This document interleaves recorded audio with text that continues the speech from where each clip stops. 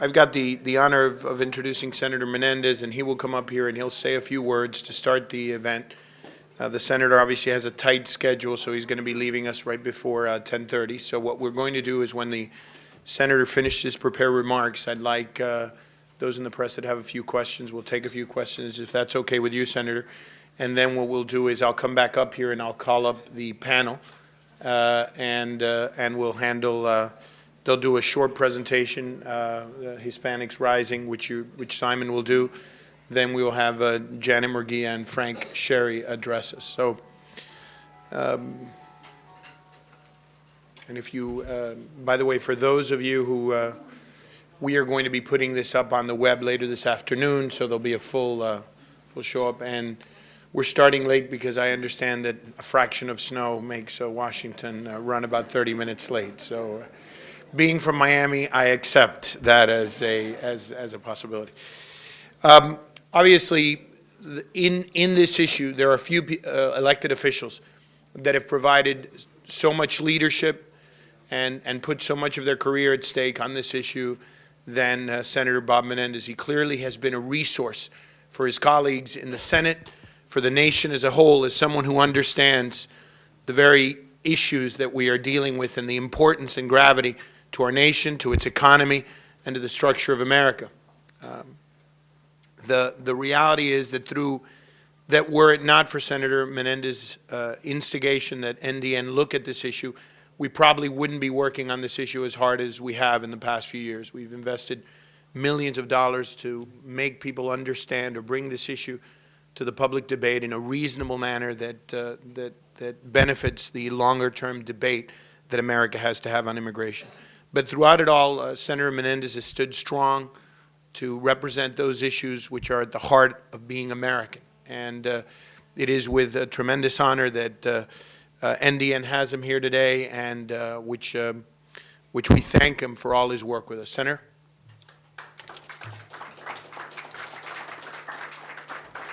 Thank you, Joe. Well, thank you, Joe. Good morning, everyone. Buenos dias. I'm happy to be here with NDN's presentation. It's really a pleasure to be with NDN, with Joe, Garcia, and my friend Simon Rosenberg, who has done such incredible work over these years. A few years ago, I went to see Simon, and I said, you know, no one really in the Democratic Party gets this in terms of the universe that is Latino voters in this country. And we really need to do some research, some work in order to pursue a more successful strategy.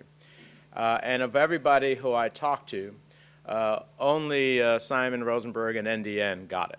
And they have continued to pursue it for quite some time. It's one of those commodities around here that often is in short supply. It's called vision. And they've had the vision, and they've continued with that vision, and they've built it, and I'm appreciative of it. And I think the depth of that vision is going to be more apparent as we get to the elections in 2008. So I want to salute Simon and NDN for what they've done. And of course, Joe Garcia has taken this on in the last year or two. I'm not going to go on very long today because I know the real experts are going to speak to you in just a minute. I won't mention a whole host of statistics, although I could, because I think any statistic that is of value is likely going to be made in Simon's presentation, so I don't want to repeat it as well. But if there's one thought that I want to put out there today is about the Hispanic vote, is that the Republicans' harsh rhetoric about immigration just didn't change the political landscape. It changed how we as Hispanic voters see ourselves. Two words I often heard used on the floor of the Senate during those debates by some of our Republican colleagues: those people, those people. I understand what those people mean, having spent 33 years in public service, being often the first in my home state of New Jersey to be the first Latino mayor, the first Latino state senator, the first Latino member of the House of Representatives, and certainly not only the first Latino, but the first minority member to be elected statewide in my state. I understand what the words "those people" mean. And it really shocked me to hear it on the floor of the Senate.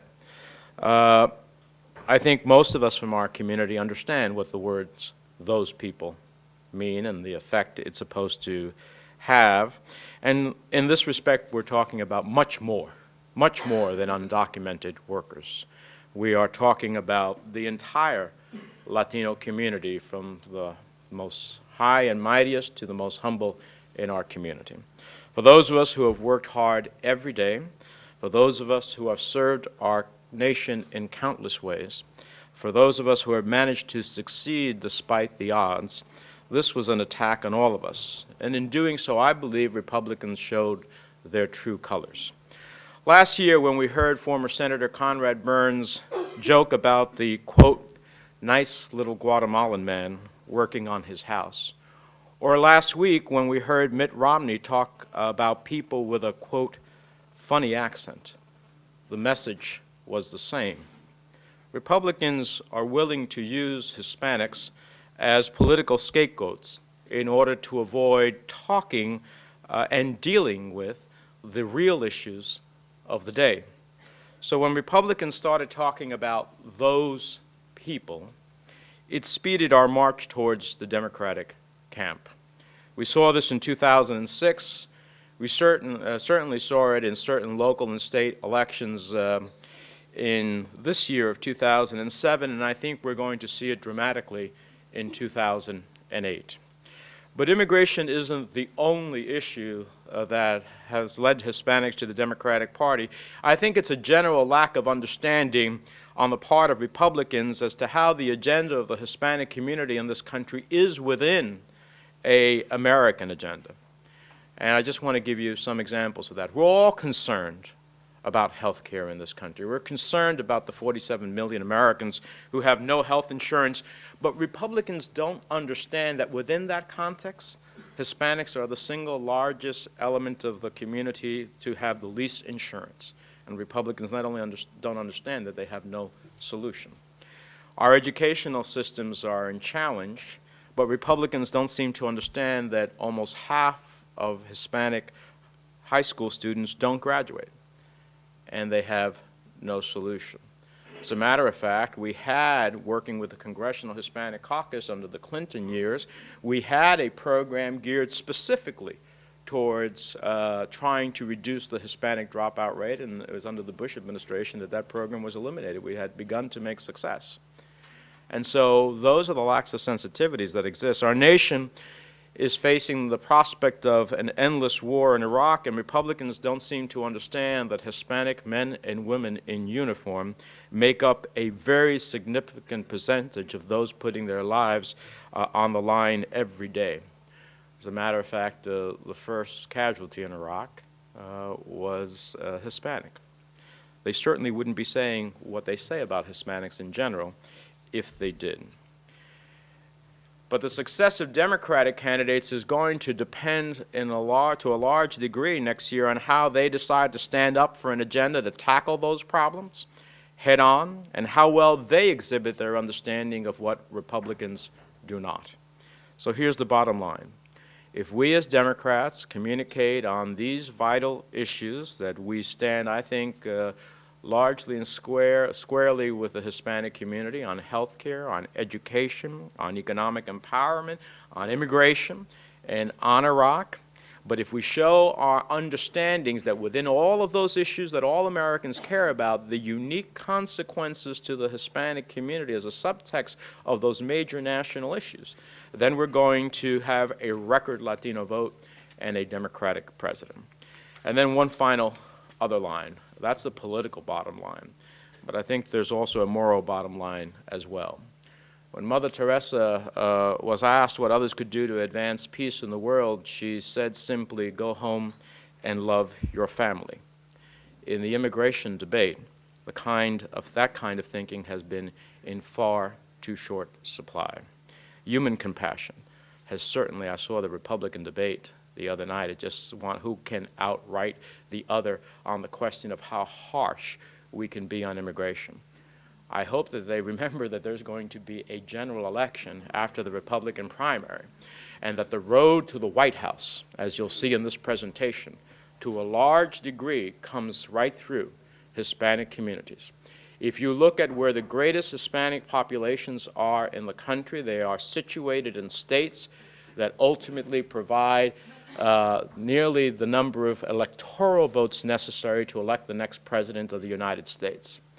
How they go from the language of their Republican primary to the language necessary in the general election to win that is beyond my idea, my comprehension.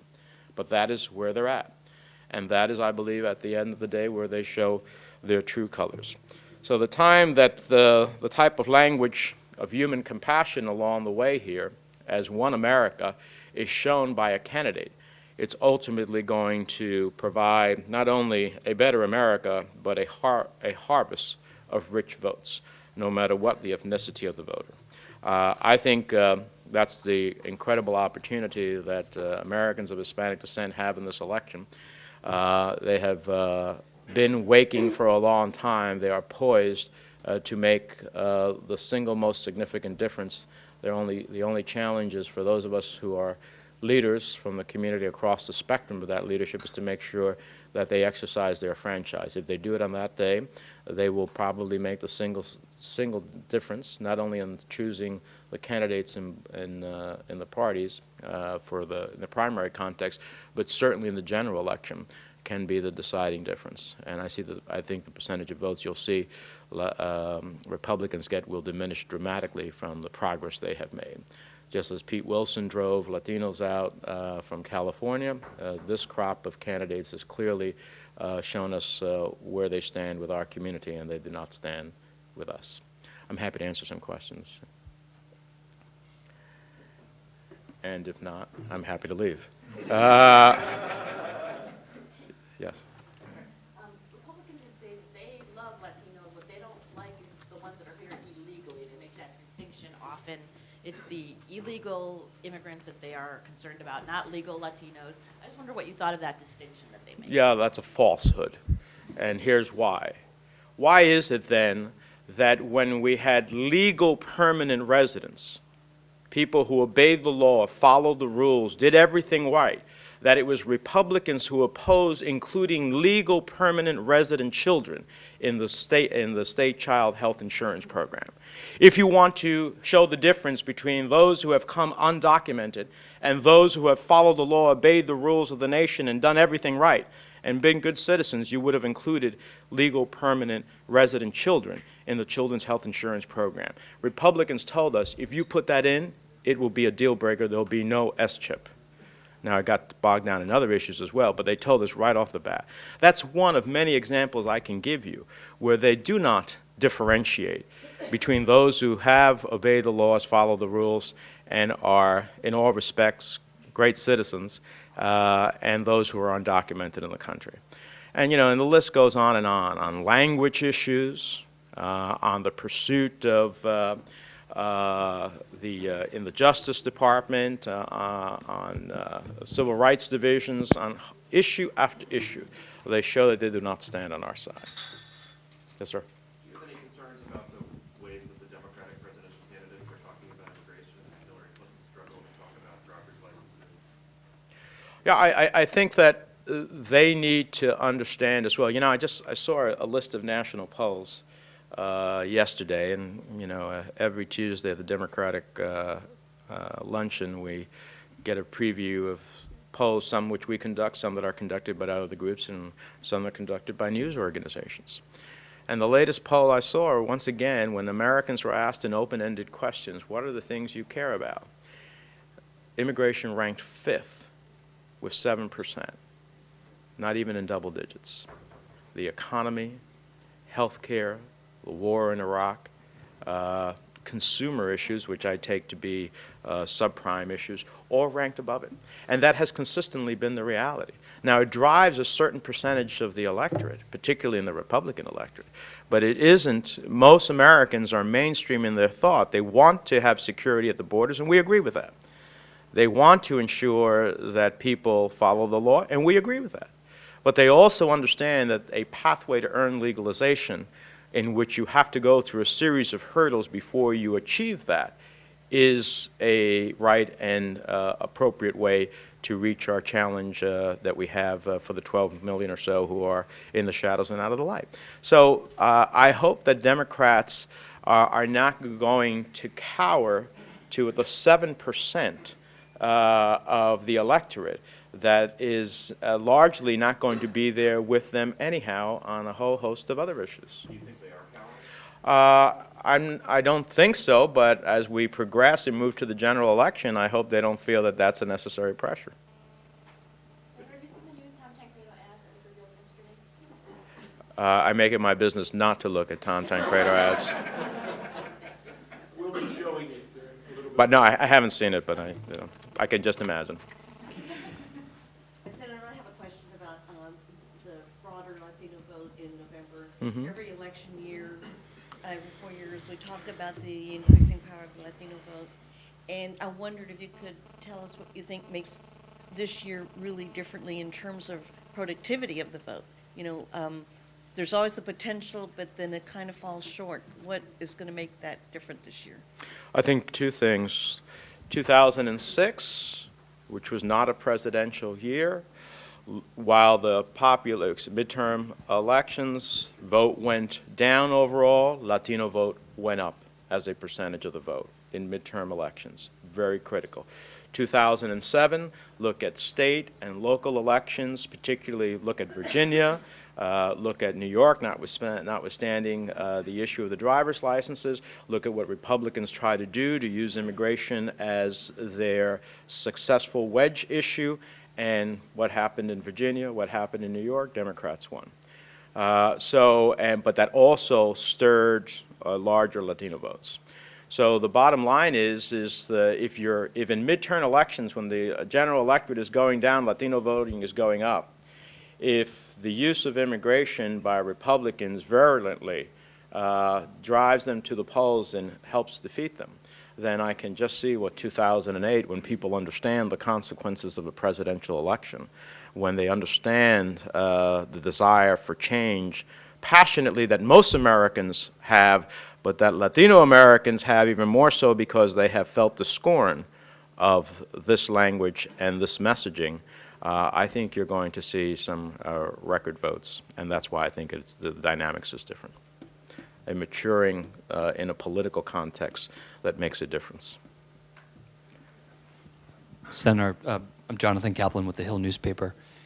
In the House, if the way to turn out the Hispanic vote is pursuing policies of inclusiveness, why are certain House leaders giving cover to some of the freshman Democrats to team up with Tom Tancredo and do a sort of an enforcement-only immigration bill? Well, I can't speak for the House leadership, and I'm not quite sure what they are doing or not doing. I think at the end of the day, certainly Speaker Pelosi has been an advocate of comprehensive immigration reform. Her only caveat was, let's see what the Senate does first and move it out of the Senate. Unfortunately, a majority, we lose sight of that, a majority of the United States Senate voted to move forward on comprehensive immigration reform. However, Republicans who are virulent on this issue in opposition to comprehensive reform created the need for a high watermark of 60 votes to end the filibuster. That could not be achieved. So that's why it never got to the House. I think if it had gotten to the House, you would have seen support for comprehensive immigration reform at the end of the day. I think your program's got to move on. I appreciate very much the opportunity. I think you're going to see a great presentation. And again, we appreciate NDN's work. Thank you very much.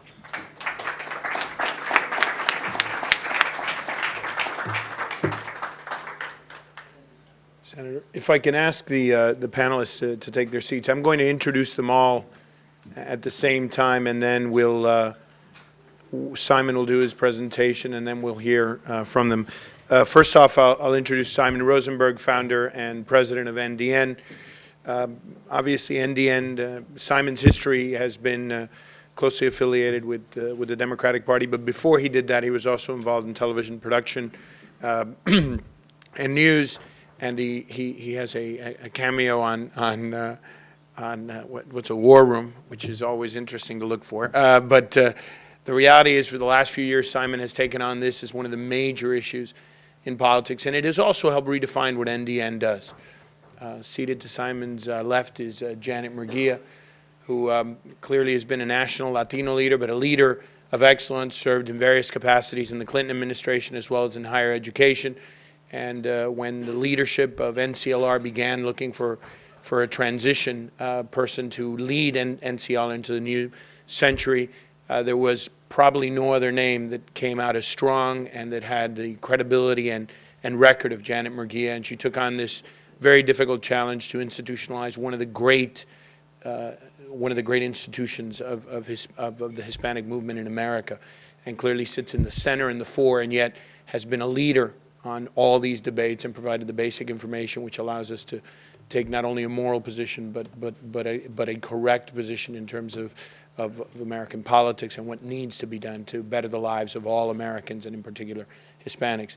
And finally, Frank Sharry, who spent almost 20 years working on immigration-related issues, clearly a leader in this field. Frank has had the difficult task of trying to keep a coalition together on what has become a very difficult debate. But throughout it, Frank's leadership, which has served as bipartisan, bringing both sides together at a place where we can begin a very serious discussion. And clearly, the comprehensive immigration bill that we saw, while it took a lot of negotiating and a lot of movement, in the end was a product that I think met the basic needs that Frank had set out when he began this process with the entire immigration community, and brought, rarely have bills faced the United States Congress that had such a diverse group of backers, from the Chamber of Commerce to the Catholic Church to unions, all stood in unison trying to pass something that was essential for America and America's future. So we also thank Frank for joining. With that, I want to introduce Simon Rosenberg.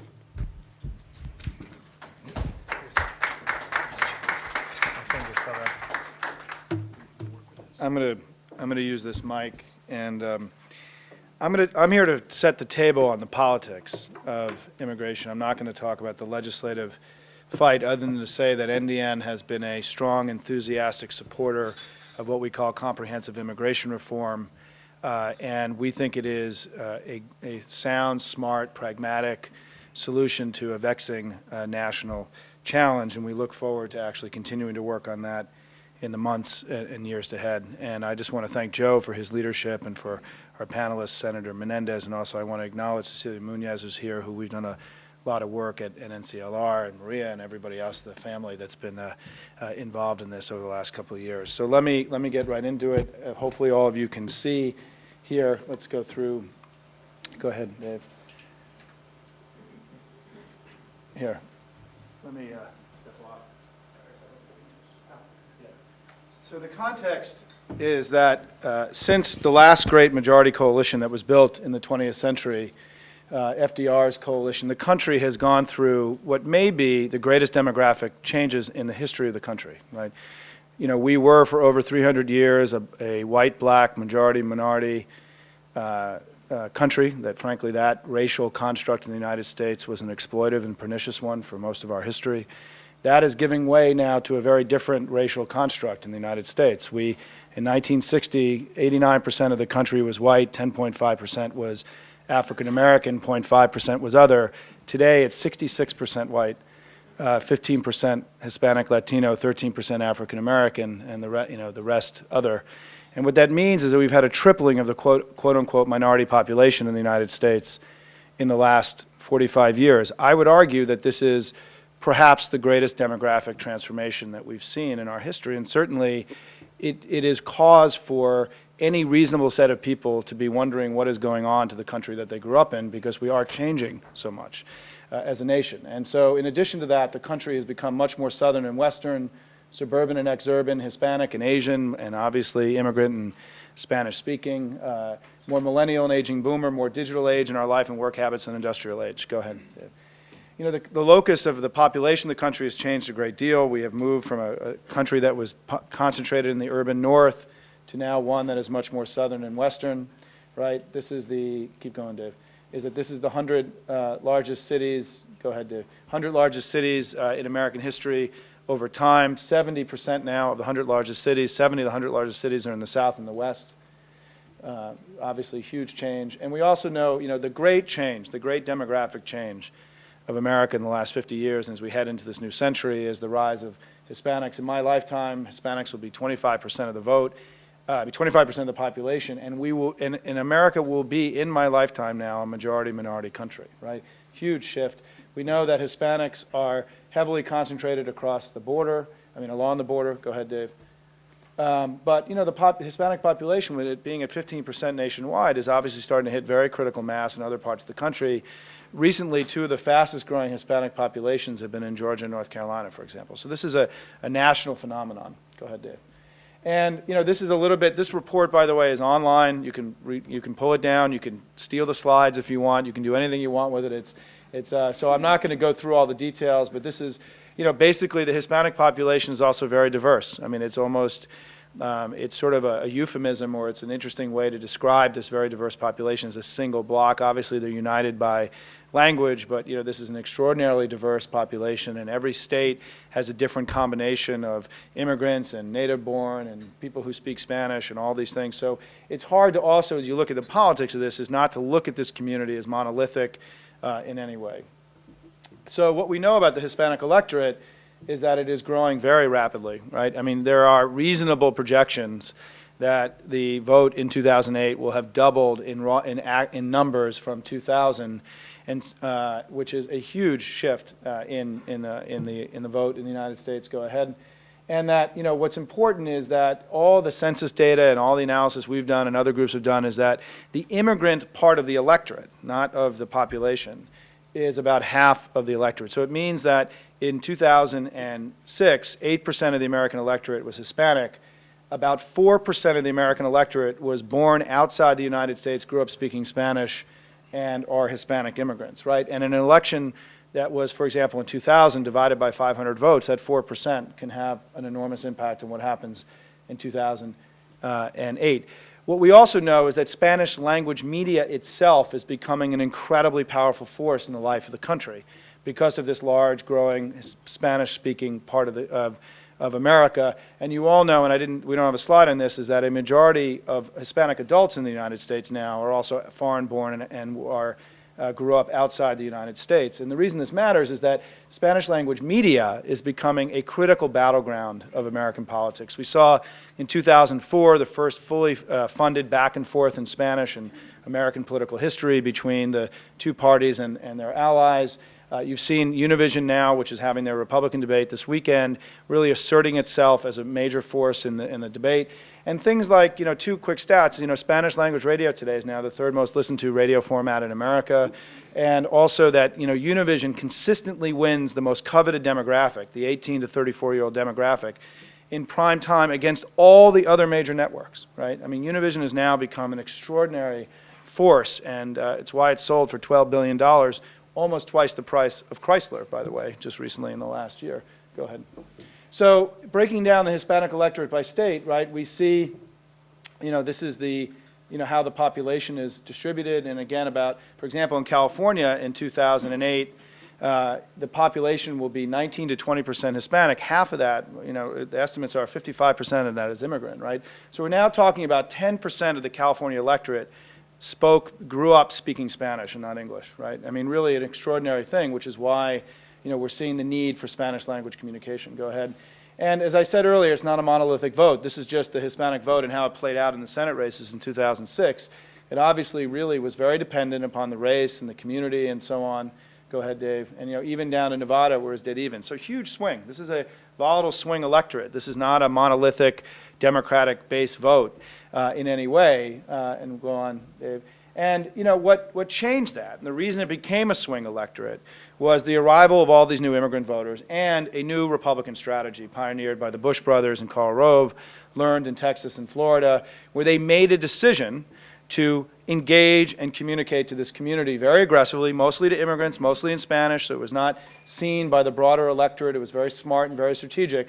But this was a huge a huge strategy for the modern Republican Party in the early part of this decade. And they did a lot of it through Spanish. And you can, again, I'm not going through all the details in this. You can look at it online. Go ahead, Dave.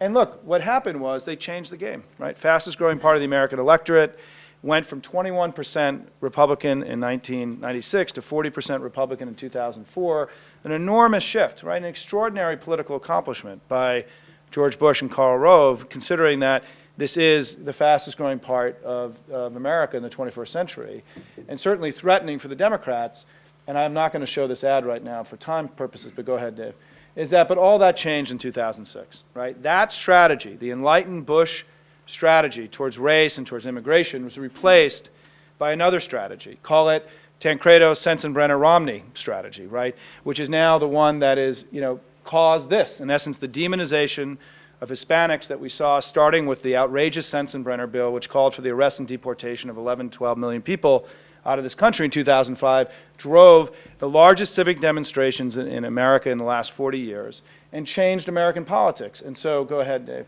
And so what you saw was, when we polled Hispanic immigrant voters, this is not the overall Hispanic electorate, in 2004, we ran a $6 million media campaign in Spanish. We've polled more in this community than any group in American politics in recent years. And, immigration was not a factor in the 2004 election, even for Hispanics. In 2006, we started seeing in the immigrant community really a huge rise in concern about immigration in the Hispanic community, right?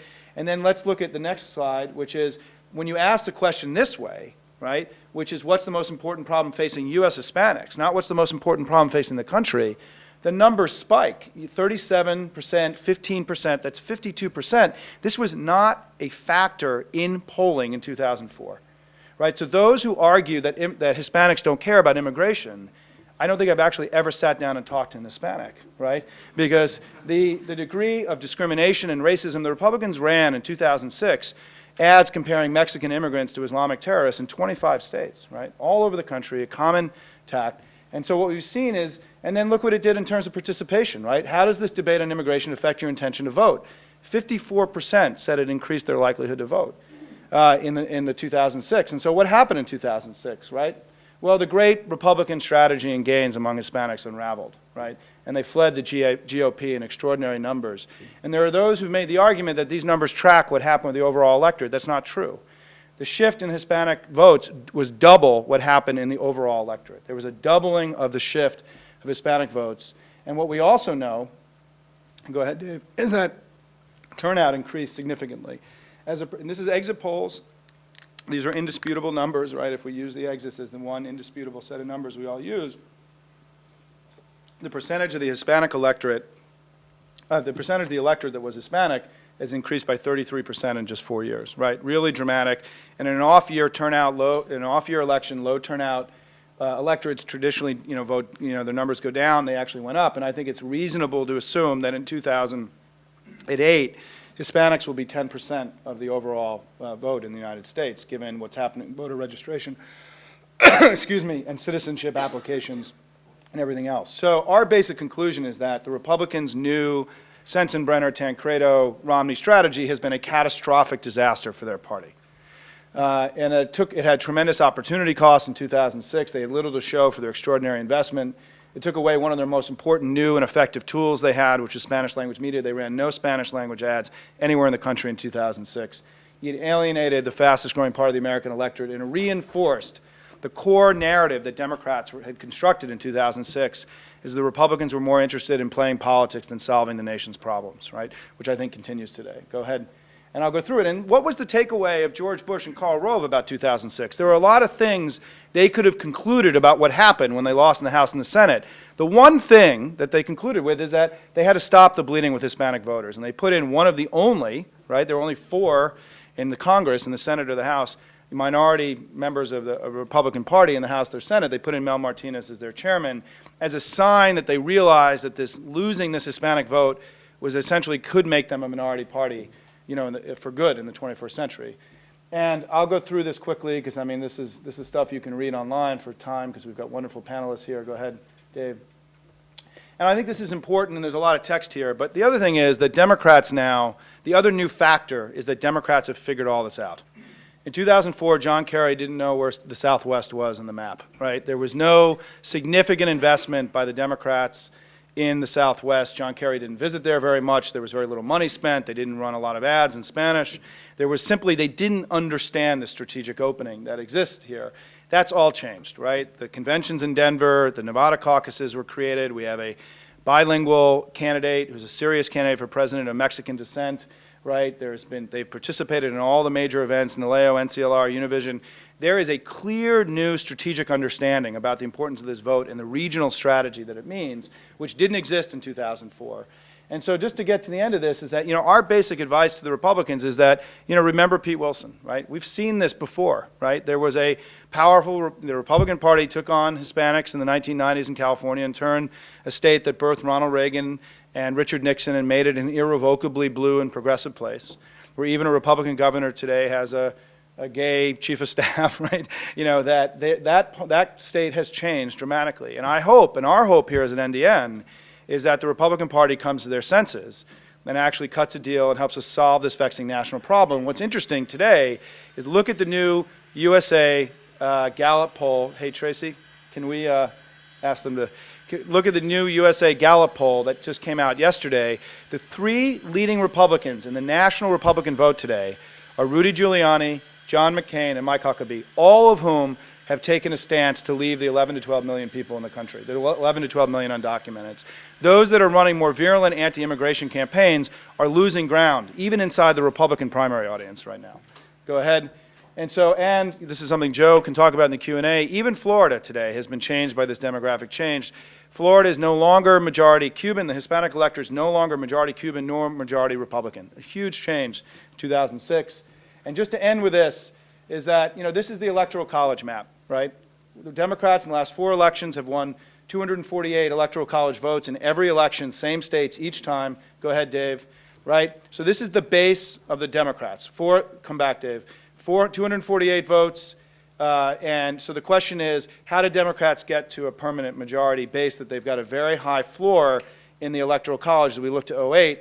The degraded Republican brand in the Hispanic community, these 4 states flip, the Democrats win the election, right? Doesn't require extraordinary gymnastics, doesn't mean we have to win southern states. They're going to be difficult for Democrats to win.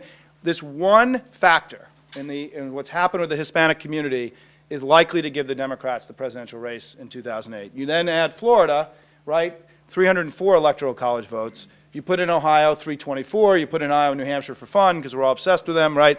You're up to 335, right? So my argument here is that the key to the presidential election next year is going to be what happens in the Hispanic community and what happens with the Republican, what happens in these 5 heavily Hispanic states, which Bush won in 2004 and were critical to their victory. I quote Peter Walson here, who validates that the Republicans looked at all this and said this is actually all true. Thank you, Peter, for giving us that slide. And then I just want to end with this, and it's going to be a little bit hard to read, but I'm going to quote Michael Gerson, who wrote Bush's longtime speechwriter, Inner Circle Bushy, who wrote an op-ed in the Washington Post 2 months ago, and he said this: I have never seen an issue, immigration, where the short-term interests of the Republican presidential candidates in the primaries were more starkly at odds with the long-term interests of the party itself. At least 5 swing states that Bush carried in 2004 are rich in Hispanic voters: Arizona, New Mexico, Nevada, Colorado, and Florida. Bush won Nevada by just over 20,000 votes. A substantial shift of Hispanic voters towards the Democrats in these states can make the national political map unwinnable for Republicans. Some in the party seem pleased. They should be terrified, right? That is a senior member of the Bush world writing in the Washington Post a few weeks ago. He said it better than I ever could. Thank you very much, everybody.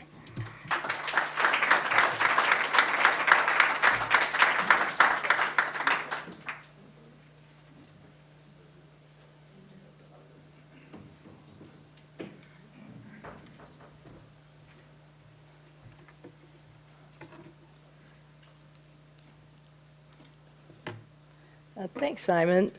Good morning, everyone. I really appreciate the opportunity to be part of this very thoughtful discussion about the state of play with regard to immigration, Hispanics, and the electorate. And I do appreciate the leadership that Simon and Joe have shown on this issue, and I'm so pleased to be on a panel with Frank Sharry, a great leader on this issue as well, and of course to have had the chance to hear from Senator Bob Menendez. Hard to find a more articulate spokesman for the Hispanic community, and so I'm pleased to be here today. This is an important time, and I think as a leader representing a major national Hispanic organization that is an advocacy and civil rights organization, I think it's important to try to capture a sense of the Latino perspective in this country today and to understand what the state of play among Hispanics is. We've heard a lot of statistics, but the reality is that Hispanics are feeling assaulted today in many respects directly due to this onslaught and attack on immigrants. It's hard for a lot of people, I think, to understand, but what we've seen is a major uptick in the not just in the political world, but also in the media that has created this sense of anxiety and fear. For the first time in a long time, we've seen conservative talk radio and orchestrated anti-immigrant grassroots campaign dominate the debate over immigration, so much so that we saw a direct impact on the bipartisan compromise that had emerged with the White House and Congress. And it didn't take Hispanics to make that characterization. I'll quote to you Trent Lott, who declared, quite frankly, that talk radio is running the country. And he said that at the height and when we saw the failure in that Senate bill. Congress's failure to act, coupled with the intense vitriol of the anti-immigrant lobby, has created a political vacuum that state and local officials are attempting to fill. It's easy to understand. Setting immigration policy, though, is the responsibility of the President and the Congress, and it cannot be filled by state and local initiatives. And in fact, when they do try to do so, what we see is the dramatic negative effects that this creates. An effort to undercut oftentimes some public health and safety of all of their residents. It leads to discrimination and to racial profiling, and it creates an environment that is hostile to anyone who is mistaken for an immigrant, which pretty much means the entire Latino community and often other communities of color. These are things that we are now seeing in such a way where we can document some of these things. It's not just word of mouth anymore. We're seeing real examples from checkpoints, police checkpoints in Georgia that are aimed at pulling over Hispanics, to most recently a Long Island woman, a U.S. citizen whose home was raided and family terrorized by police and immigration agents in the middle of the night. I think on the political scene, we're seeing that Republicans are seizing on an opportunity to galvanize their base for the, efforts to, I think, appeal to their base. But what has been astonishing to me is that what we've seen in the last midterm election and the most recent elections is that efforts to demonize or to demagogue or to divide on this issue have not proven successful. We have seen congressional seats go down in border states in particular where they've tried to make this the single issue and demagogue on it. We've seen other folks who've taken the high road. Governor Tim Kaine, when we saw that he was in his election, took an issue that was a value-oriented approach to this and saw him win. So there are lessons here, but it doesn't seem like anyone is paying attention to them, and it's astonishing that we're seeing the Republicans, and now I think the Democrats, we've seen the Republicans, I think, try to oftentimes, as we've heard already today, out Tancredo, Tom Tancredo. There have been a couple of folks in that Republican primary of candidates who have set themselves apart, and I think it has shown, we'll see ultimately what happens, but McCain and Huckabee have surged, and they have taken more principled approach to this issue, and you've seen Huckabee take a surge and McCain. I think on the Democrat side, we are concerned that there seems to be an effort to triangulate their way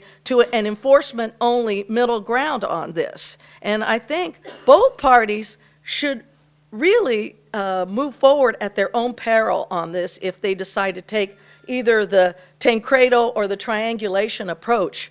I don't believe that they will see that it will be successful across the country, but I certainly don't believe it will be something that will be successful when talking to the largest growing segment of the electorate today, the Hispanic voting bloc. But, you know, in terms of the state of immigration debate, as the Latino community is affected by it, I think we are seeing that poll after poll indicates that Americans are in the same place that they've always been. And despite, you know, Lou Dobbs' fear-mongering and rallying cry that anything short of mass deportation is amnesty, the public does want a path to citizenship for those who are willing to pay their dues, including those undocumented that are already here. And without a path to citizenship, deportation is the only answer being offered by those fear-mongers.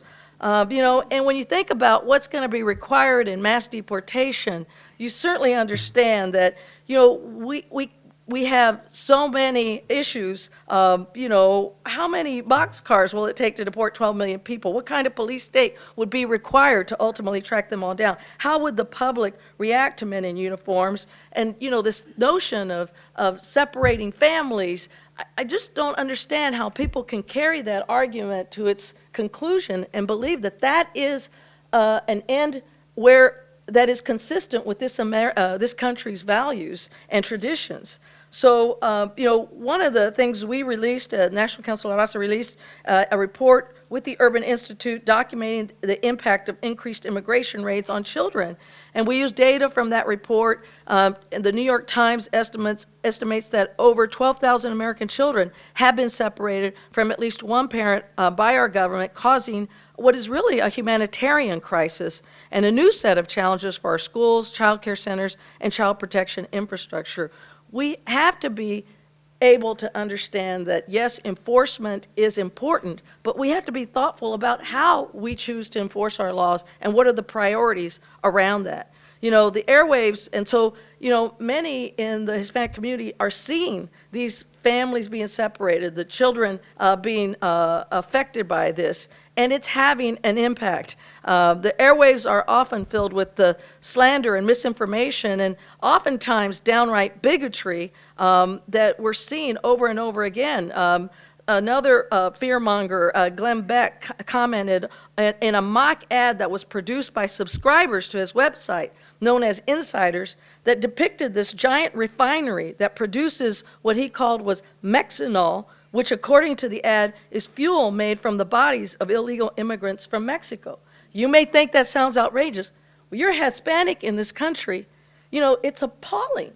And don't think that people are going to forget about this. This is having an indelible impact on the Hispanic community, but it should affect everyone. This type of approach should offend everyone in this country, not just Hispanics. But I'll tell you what, Hispanics are feeling that kind of anti-immigrant sentiment, and it's spilling over across so many communities today. So, you know, I think a substantial number of politicians, especially at the presidential level, though, have thought that they might be able to build on this, what we think is an ugly foundation of this media coverage, and use it as an opportunity for demagoguery. You know, the climate has gotten so ugly that we can now document with government reports, the FBI, that there have been dramatic increases in hate crimes against Hispanics. Again, this is not an NCLR report. This is the FBI Department of Justice report. Also, the American Defamation League, ADL, documents a dramatic increase in hate group activity aimed at Latinos, not just at minorities, but at Hispanics. There is no coincidence that in the 2-year period where we have seen the most intense debate and rhetoric occur on this issue, we've seen the highest historical spike in hate crimes occur against Hispanics, a 23% increase in hate crimes against Hispanics in the 2-year period that we have documented most recently from 2003 to 2004 to 2006. So this is of no small factor, and for folks who think that this stuff is just rolling off the backs of Hispanics, you need to understand this is leaving an indelible mark. We've seen increases in the number of hate groups and the fact that their operating budgets have increased, and an increase in the number of local nativist organizations in the last 2 years.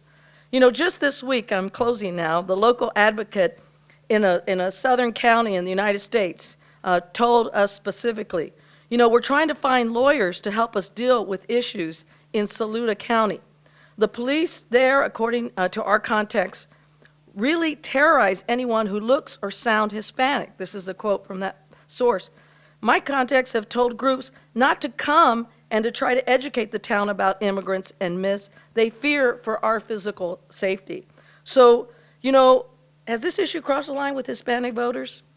Yes, it has. And, you know, I believe that this has now become very personal for Hispanics. It's not just a policy debate. This is now a personal matter for many Hispanics across this country. And they're frustrated, they're hurt, they're offended because so many believe in this great country and contribute in so many different ways. And we shouldn't have to defend our right to be here as Hispanics. But yet we are continually now put into that position. So will this be an important issue in the elections? Yes, it will. I mean, it's hard for this not to cut across every aspect of someone who's working and getting up and going to work today and their family to see some impact of this on their lives. Is it the highest rated polling issue? Of course we care about education. Of course we care about health care. But does this cut across every segment of some life in the Hispanic community? Yes, it does. And I think as a result of that, what you're going to see, as Simon and others have pointed out, is an increased engagement in our civic process. And you are going to see, I predict, the largest Hispanic voter turnout in November of 2008 than we've ever seen in this country before. And it should happen that way because we should respond and we should hold both parties accountable and making sure that they're responding to Hispanics on this issue. But at the end of the day, this is not going to be a Republican versus Democrat issue for Hispanics.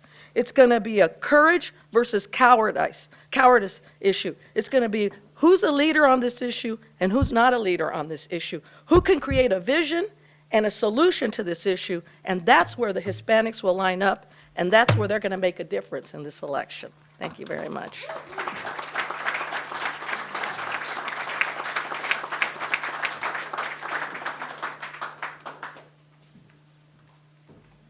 Well, Murguia for president. That was awesome, Jana. Thank you. I'm just going to make 3 quick points, and then we can get into the discussion. As someone who has spent many years working with many of my colleagues, many of whom are in the room, trying to forge a bipartisan approach to solving this complicated and contentious problem, let me start by saying that we once thought that the Republican Party was divided on immigration, but that is no longer true. We didn't leave bipartisanship, the GOP did. In the last vote, a bill that was designed to get 30 Republican senators to vote for it got 12. A House caucus Republican vote a couple of days before that, 23 of the 114 House Republicans versus 114 voted for it. That means that of the 250 elected Republicans in Congress, that 35 would be prepared to support a bill designed to get Republican support, drafted by the White House. Pretty remarkable. So what has happened is that what was once a divided party has become, in my view, increasingly a nativist party. It gives me no joy to say this, because we're only going to solve this problem when there are a sufficient number of Republicans to have backbone, the way guys like John McCain and Lindsey Graham used to have on this issue.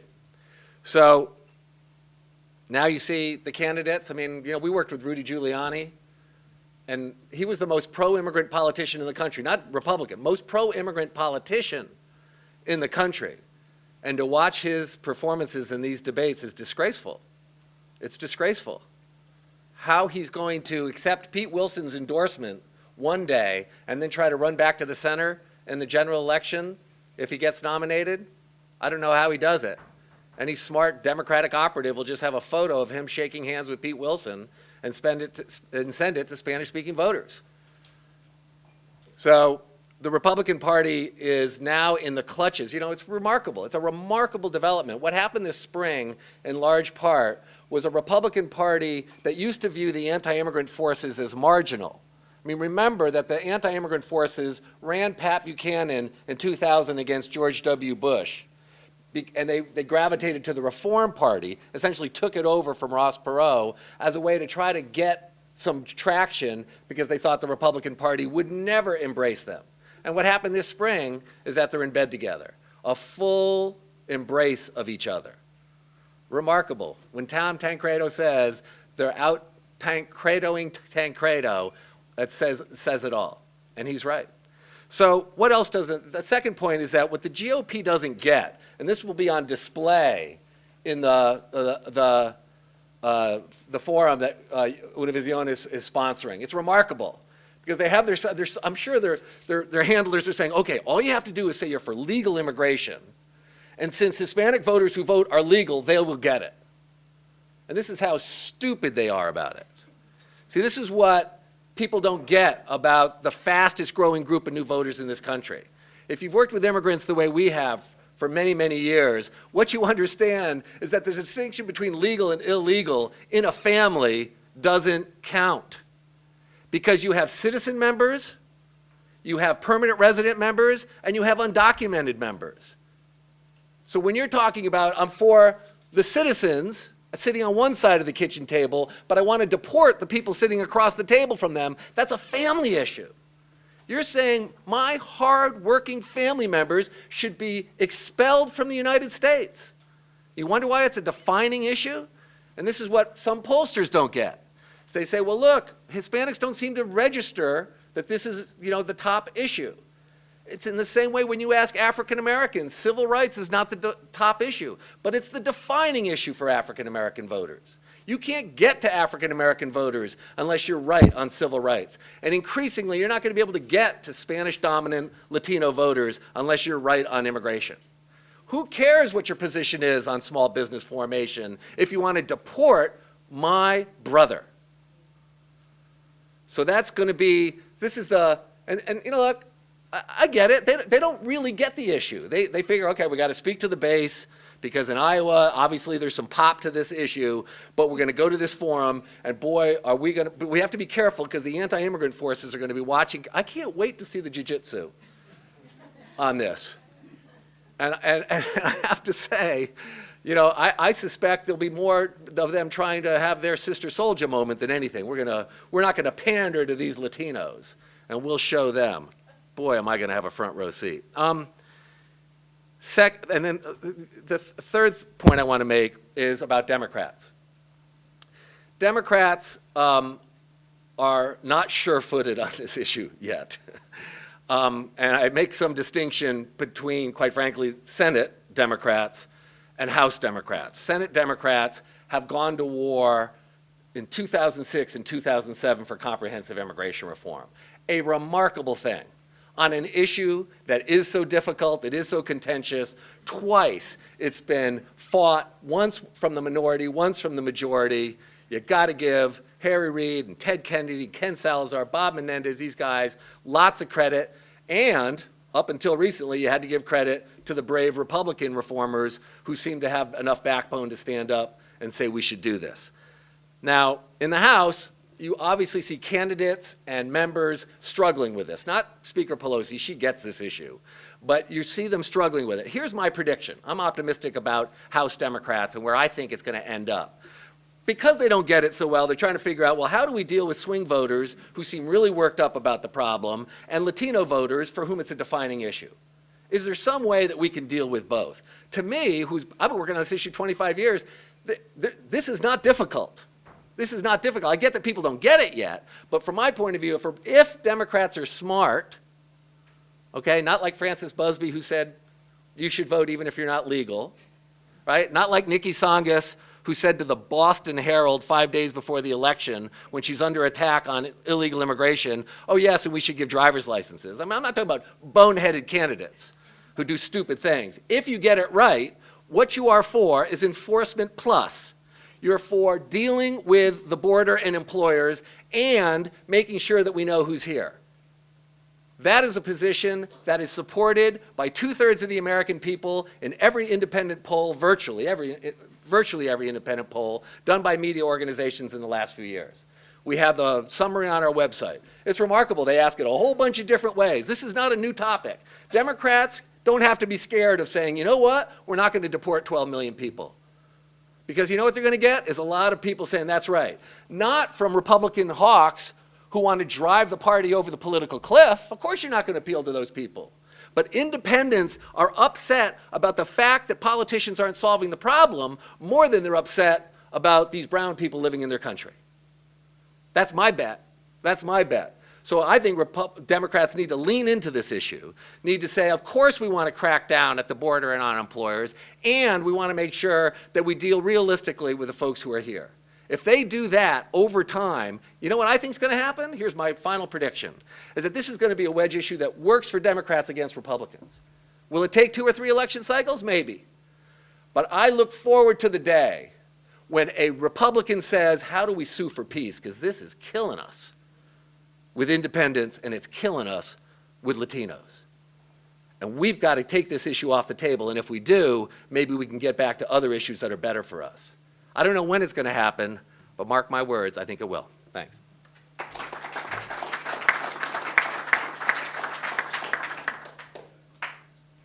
We're going to take some questions. We have some questions. I've got to turn on my mic, I'm sorry.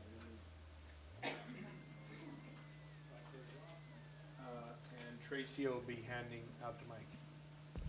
Go ahead. Well, I heard what Frank said about his prediction for what could happen at the Univision forum, and I wondered if the other 2 panelists or 3 could comment on what y'all think the Republicans are going to be saying and doing Sunday night. Well, I'm planning on being there, so I'll see. But you know, it's hard to know. But I do feel that, and I mentioned it in my remarks, that you know McCain and Huckabee have taken a different approach to this issue than the others. It'll be interesting to see when they're in a primarily Hispanic environment if that shifts their wording, if there's any more caveats put in place here. But I suspect they'll say you know, much of the same thing. But I do hope that they would take lessons from McCain and Huckabee on a more values-oriented approach to this issue and a solution-oriented approach. I think you're going to, is this on? Can you hear? Okay. I think you're going to hear this, the 2 strategies. And I agree with Frank to a point, but I think you're going to hear the 2 Republican strategies fighting with each other on Sunday night, which is those that are still holding out a little bit of hope for this more enlightened approach that the Bush family brought to Washington, and then the new strategy, which is ascendant in the Republican Party, which I call the Sensenbrenner-Tancredo-Romney strategy. And I think you're going to see a spirited discussion about it. And I hope, you know, what I think is most tragic is that Tom Tancredo, who has been a racist, and I think to call him anything other than that is simply inaccurate, is not showing up at this debate to defend the attacks that he's made on this community that have been gratuitous, over the top, extraordinary, frankly. And let me just show you his new ad, if I can, that he just released last night, to give you a sense of the guy who now feels like he's being out-Tancredoed by his own fellow Republicans, what his views are about immigration. Hi, I'm Tom Tancredo, and I approve this message because someone needs to say it. Mothers killed, children executed. The tactics of vicious Central American gangs now on U.S. soil. Pushing drugs, raping kids, destroying lives. Thanks to gutless politicians who refuse to defend our borders. One man dares say what must be done. Secure the borders, deport those who don't belong, make sure they never come back.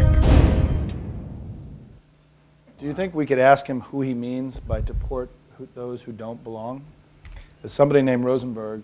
I don't like those kind of words when I hear them, right? Because it is euphemistic in a way that is, I think that is a new escalation in my own view.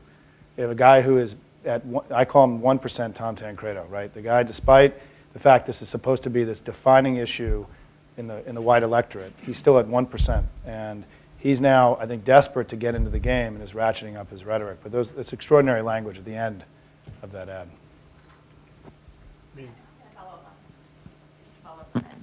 Do you think there are going to be more ads like this? You said there were a lot of ads last cycle linking immigration to terrorism. Do you think that's Yeah. going to happen just in the primary or the general election? Look, I think we've written a lot about this at NDN, and I'll just do this as quick as I can, is that I think the state of play of this issue is that it is a secondary or tertiary issue for the United States, that most Americans care more about, as Bob Menendez said, health care, the war, the economy, things that are everyday struggles that are in the news. But they also are offended and angry that Washington's been unable to fix something that seems so out of whack, right? And the reason this rose from an issue that was not even on the agenda in 2004 to now being, let's say, an upper second tier issue is because the Republicans put it on the map. I mean, they've invested tens of millions of dollars, enormous amount of their brand, in putting this conversation into the American public. And yet it's still, in virtually every poll, is at 11%, 12% an issue of concern, 13%. And even in the Republican primary audience, right, in New Hampshire, only a fifth of Republican primary voters in the New Hampshire primary, according to the Washington Post today, cited as the most important issue for the country. And in Iowa and in New Hampshire on the Democratic side, it's at 1% and 3%, right? And so I think there's a lot of evidence that this is an issue that most Americans don't feel is sort of a burning front burner issue for them, that they would like to see responsible leadership in Washington solve this problem in a way that is consistent with our values and meets the needs of the modern economy. And I think that the investment the Republicans have made in this have gotten them nothing. I mean, I think they've had 2 consecutive elections that they've spent this extraordinary amount of money, and the reason that it hasn't worked is because it's not a primary voting issue for the American people. And because the rest of their agenda has collapsed, because they have nothing to say to the struggling middle class. They don't actually have a vision for how to reform health care. They've obviously had the most failed foreign policy in the history of the United States, that what they've had to go to are these second-tier issues in order to have a conversation with the American people. And every time they try to lead with this, it doesn't give them the results that they've made on the investment side. And I think the emergence of this issue is more of a sign of the utter ideological and political collapse of the Republicans than it is the saliency of the issue itself, right? They have nothing else to say. And so I will say the final point on this is that there are those who've described this issue as a third rail, right? I disagree. And the reason why is that this issue passed a Republican Senate in 2006. It had significant support in the Senate in 2007. It had a backing of the Catholic Church, mainline Protestant churches. It had the support of immigrant groups, labor unions, the Chamber of Commerce, Harry Reid, Nancy Pelosi, George Bush, John McCain. That sounds like a coalition behind a common sense, pragmatic, serious solution to tackle a national problem. In no way does that resemble something that looks like a third rail in American politics. I think that we will, whether Frank is right or not, or Janet's right or not, that they have learned their lesson, that this doesn't work as an issue. I think where we're going to see it is in Republican primaries and in low turnout special elections, where Republicans are desperately trying to excite a very depressed base right now. They're raising no money. They have 33% support in the national polls. The biggest issue in American politics, the biggest change in American politics today is the collapse of the modern Republican Party, right? They're at 33% in all head-to-heads right now. They've lost a huge amount of their support, and where they're operating as a party is about re-engaging their base. They're not operating in the swing voters. So where this issue will be more salient is in low turnout specials and in Republican primary audience. It has not worked as it's gone to a bigger audience in 2006 and 2007. And could I just add quickly, we're going to see lots of ads because the Republican House Republicans are going to run on it across the board, and not because it necessarily has been proven to work. There's very scant evidence of it, but because there's nothing else to run on. They're setting it up. They're trying to position Democrats as for benefits for illegals and soft on enforcement. And, look, we'll see. It's going to be tested in a bigger way than it's ever been tested. They tried it in 2006 and it didn't work.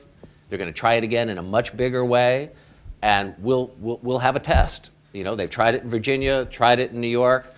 What's remarkable to me is that such a big political gamble by a major political party is being done on the basis of so little evidence and such a big risk. That's what's remarkable to me. I mean, I remember hearing Grover Norquist talk about, with tears in his eyes, how the Republicans turned on the Catholics in the 1880s, and it took 100 years before Ronald Reagan was the first Republican presidential candidate to win a majority of the Catholics. And he compares what Republicans are doing to Hispanics now in that same light, that this is a 100-year political mistake. This is from a Republican operative. So that's what's remarkable, is that there's such a big risk and there's going to be such a big investment when I'm still trying to figure out which general elections have been decided on this issue. And if there are a few, I've seen a few primaries, I've heard of a few races, right? But in the last election in 2006, it was tested in many, many races. Now, there were other issues, but it's going to be tested even more so now, and you'll just have to see it. The conventional wisdom that this is a great issue for Republicans because it's going to bring swing voters and conservative Democrats over to the I get the theory, but where's the evidence? And that's the question that I hope that reporters will really dig in on. Yes, sir. Thanks very much for this. Simon, you've done extraordinary work, and we really appreciate all that NDN has done in this space in particular. I'd like each of the panelists to drill down a little bit. We've talked an awful lot about what a train wreck this issue is going to be for the Republicans, but we're NDN, so sort of who cares about them? Let's talk a little bit. Frank, you indicated that you're of the mind that Speaker Pelosi, quote unquote, gets it. We've seen some extraordinarily compelling data here to demonstrate that this really should be idiot-proof for Democrats. So when folks go and sit with Rahm and he sets the threshold at 50 votes for a bill to move, there are one of two possible explanations. Either he doesn't believe your data or he disagrees. So let's, if each of you could drill down a little bit on where the real problems in the Democratic caucus are and how we can take this data that seems so obvious and conclusive and really move House Democrats in particular to a place where we can see something happen.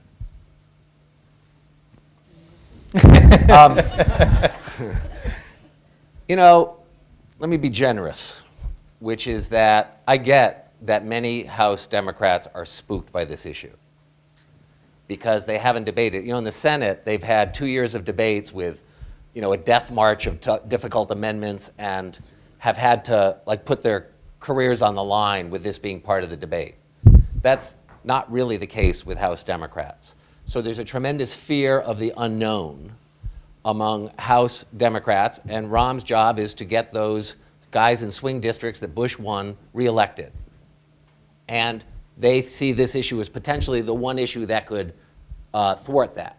So I get the political problem they're dealing with. And it'll have to be, we'll have a big test.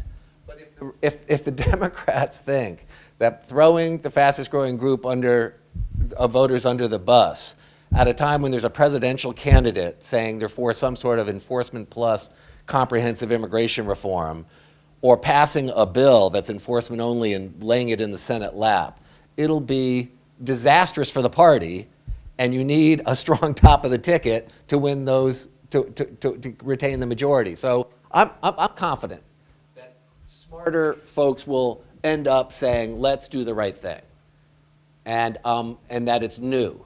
If not, I think the Democrats will be accused of seeing Republicans committing political suicide and failing to assist them. Yeah, I think there's a lot of concern right now in the House of providing political cover to a lot of the freshman Democrats who are going to be in tight races. And so as a result of that, you're seeing people pouring over the polls and looking at every uptick or downtick. And what I would caution the Democrats and some in the leadership is that, you know, if depending on how you look at the polls, as we talked about today, you know, you might be deceived into thinking that Hispanics don't really care about this issue. It's not the top issue that they care about. But you've heard from every speaker today, including Senator Menendez, it is a defining issue. It is a threshold issue, and it affects them in a lot of different ways. And if folks are looking at the hard and technical numbers of these polls, they may not see that, and I think they could be deceived into pursuing these kinds of failed strategies, and that would be a concern.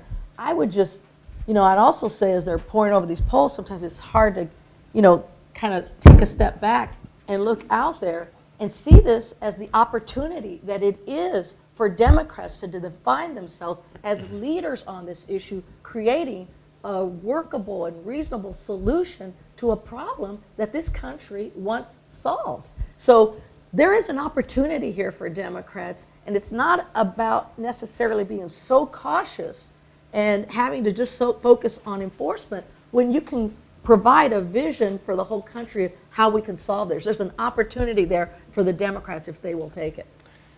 I'll be very brief because I talked a lot earlier, and I think what I agree with everything that was just said, is that I think at the end of the day, the Democratic nominee will be for comprehensive immigration reform or enforcement plus, whatever we're going to call it next year, or for fixing the broken immigration system with three-part strategy, right?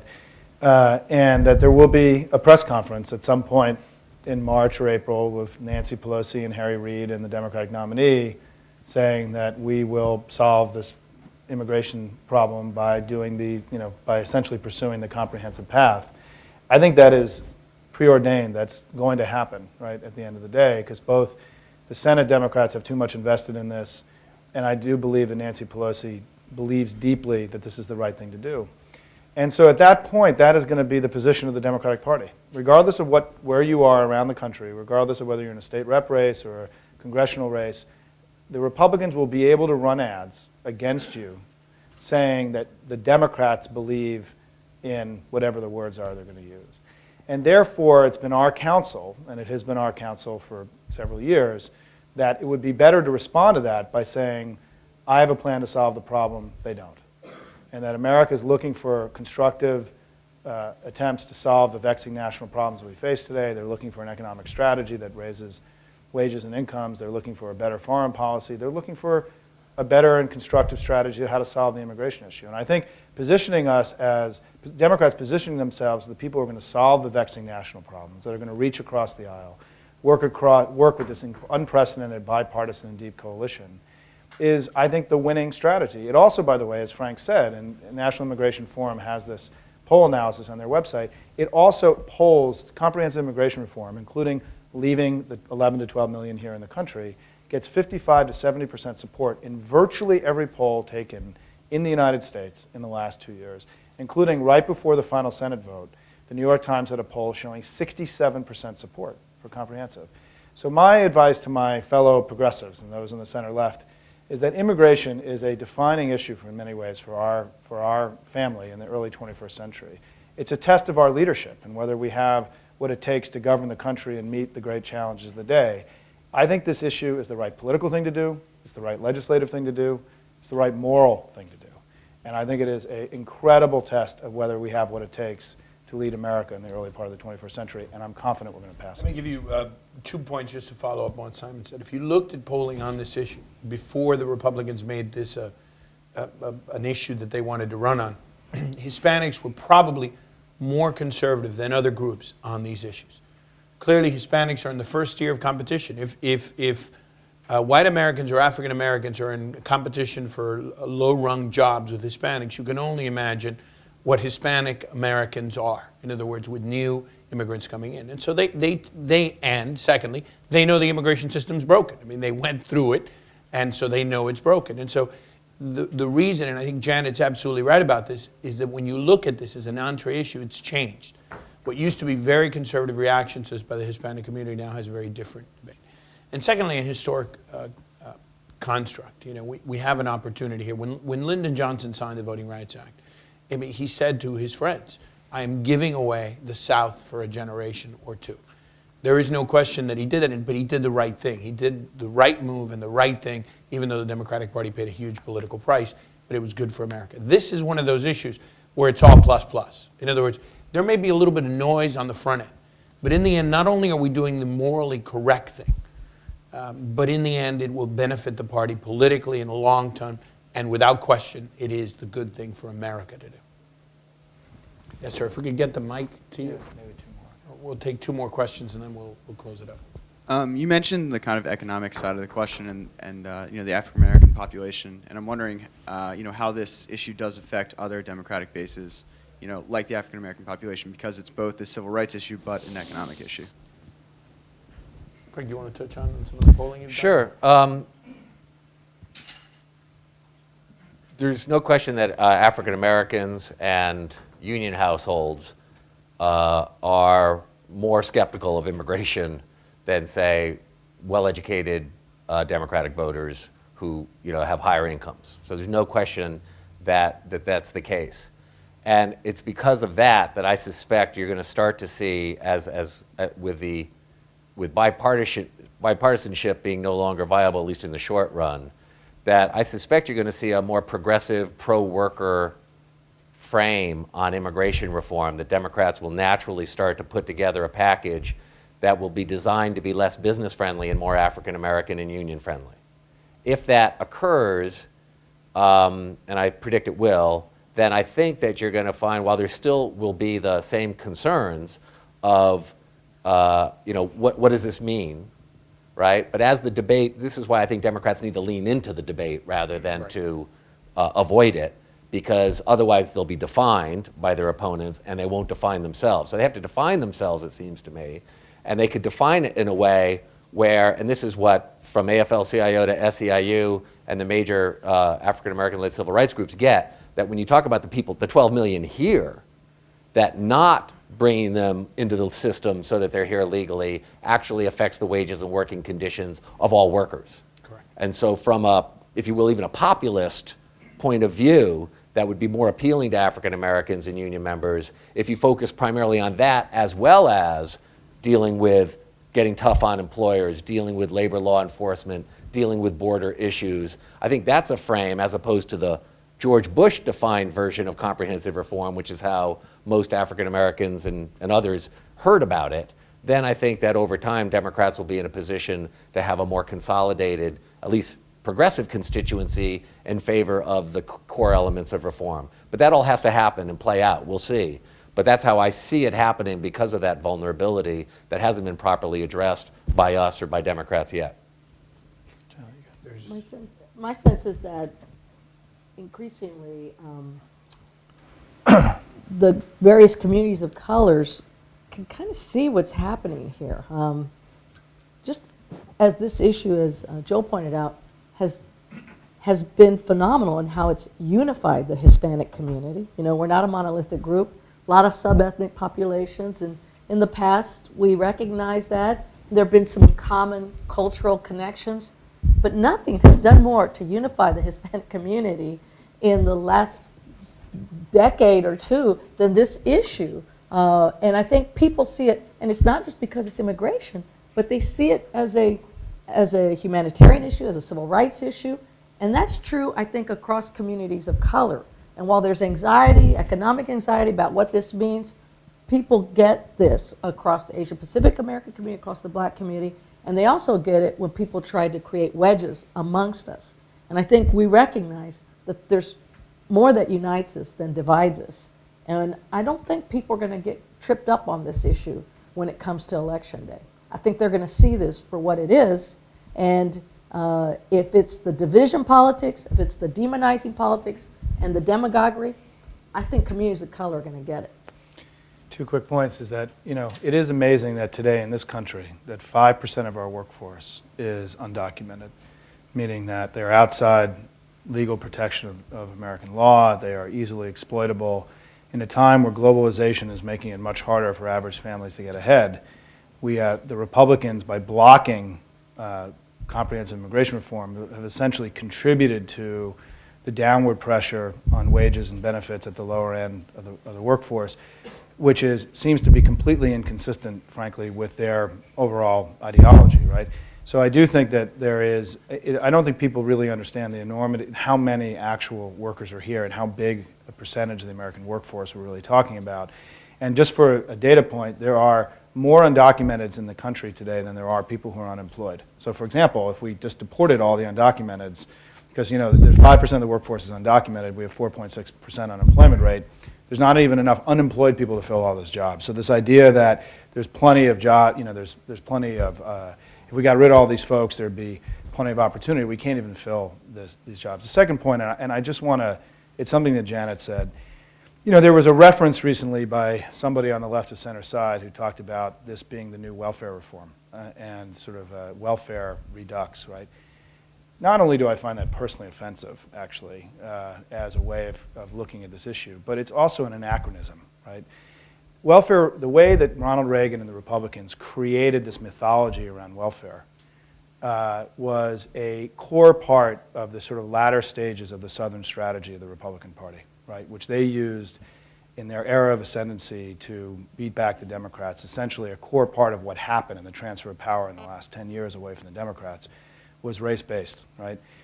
That Southern strategy was initiated in an era where only 10.5% of the country was minority, right? Today, 33% of the country is minority.